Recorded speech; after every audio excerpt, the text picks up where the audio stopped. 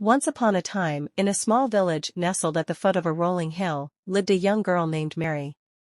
She was wise, beyond her tender years, her bright eyes reflecting the joy and love she had for her mother, Martha. But tragedy struck their humble abode when Martha fell gravely ill. News spread like wildfire through the village. The best doctor who could save Martha resided in a distant land.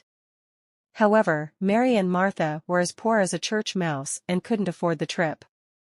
Faced with despair, Mary turned to the only option she had left. She wrote a heart-wrenching letter to God. Little did Mary know that fate, in the form of a curious and kind-hearted postman, was about to intervene. While sorting through the mail, he stumbled upon Mary's tear-stained missive, without a proper address.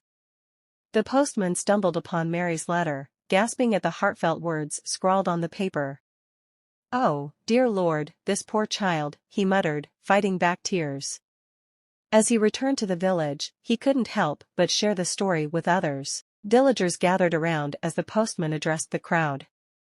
"Fellow villagers, listen to me. There's a child in our midst who needs our help. She has written a letter to God, pleading for her mother's life." A wave of empathy swept through the onlook. Moved by the girl's plea, he shared her story throughout the village and collected money to fund Martha's journey and treatment. Weeks passed, and Mary's eyes sparkled with hope when the day finally arrived. As the doctor examined Martha, a smile adorned his face. "Oh, Mary," he declared, "God has truly worked a miracle. He healed your mother and sent you to me." With tears of joy streaming down her face, Mary hugged her mother tightly. "I told you, Mama. God heard our prayers. And he even sent him," she said, pointing at the doctor. "His name must be God too." Martha chuckled softly and kissed her daughter's forehead, whispering, "No, my dear. His name is Dr. Andrew. But in our hearts, he will forever be our living miracle."